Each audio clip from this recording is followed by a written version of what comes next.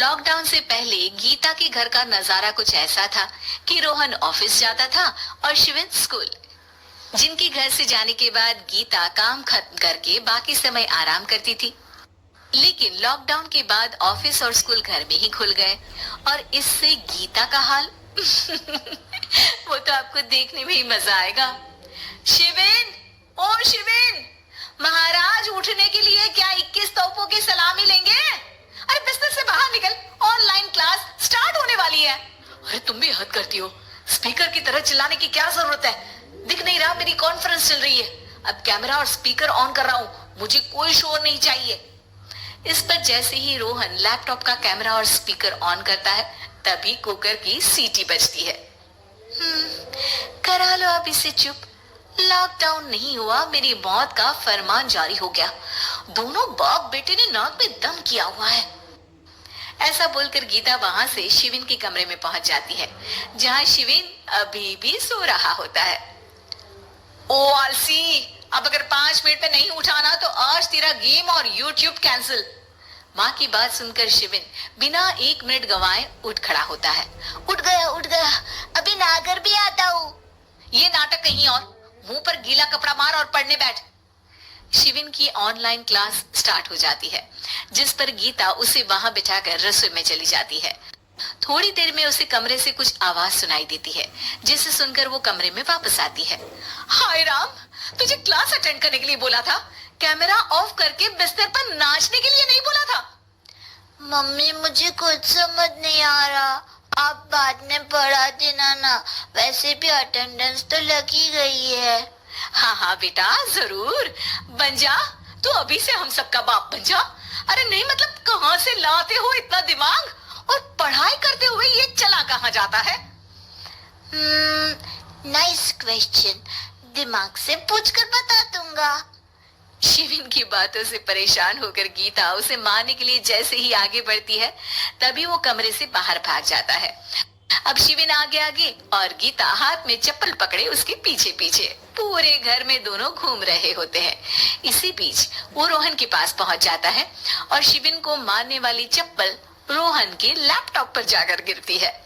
ओए माँ! मम्मी, अब पापा को चप्पल मार रही हो? वो आज तक के रिपोर्टर, चुपचाप जाकर क्लास अटेंड कर ले, नहीं तो अगली तेरे पीछे लगेगी। इस पर शिविन वहां से चला जाता है, जिसके बाद रोहन गीता से कहता है, इस सर्कस के लिए कुछ बोलना चाहोगी? अरे क्या करूं, जब से तुम दोनों घर में रहने लगे हो, घर अपने आप ही सर्कस बन गया है और मैं तुम्हारी नौकर। कभी बेटी को संभालो तो कभी बाप के नखरे उठाओ। इन्हीं सब उथल पुथल में दिन बीतते रहते हैं, जिसमें हर रोज घर के अंदर कुछ नया सियप्पा खड़ा मिलता है, जो ज्यादातर शिविन और रोहन की ऑनलाइन स्कूल और ऑफिस से रिलेटेड ही होता है।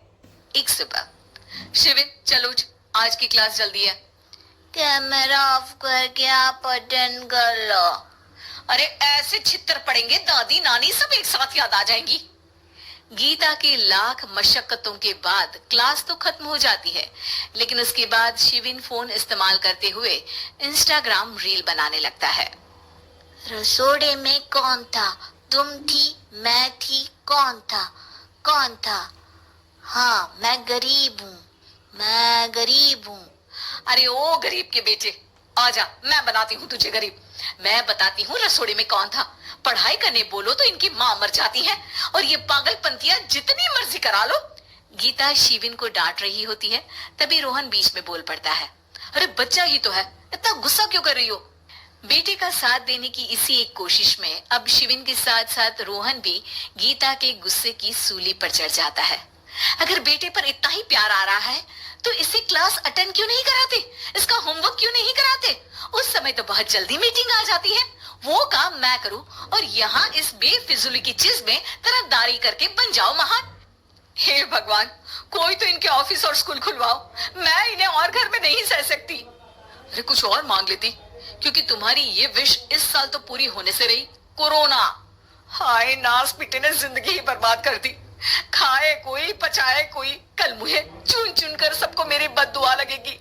उन्होंने दुनिया का और इन बाप बेटे दोनों ने मेरा जीना मुश्किल कर दिया। गीता वहां से चली जाती है, जिसके बाद रोहन शिविन से कहता है, अरे तुम्हारी मम्मी इतनी भड़की हुई क्यों है? आपकी वजह से पूरा समय घर में रहते हो और उस पर कोई काम कराने की जगह बस ऑर्डर देते रहते हो। अच्छा बेटे, सारा इल्जाम मुझ पर? पूरा दिन तो वो तुम पर ही चिल्लाती है।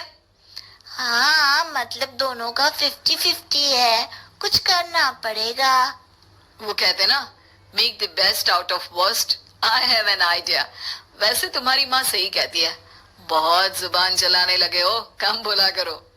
अगली सुबह रोहन और शिविन अपनी गलती को सुधारने के लिए गीता के उठने से पहले घर का आधा काम खत्म कर देते हैं, जिसे देखकर गीता खुश हो जाती है और फिर बाकी बचा काम वो तीनों मिलकर पूरा कर लेते हैं, जिसके बाद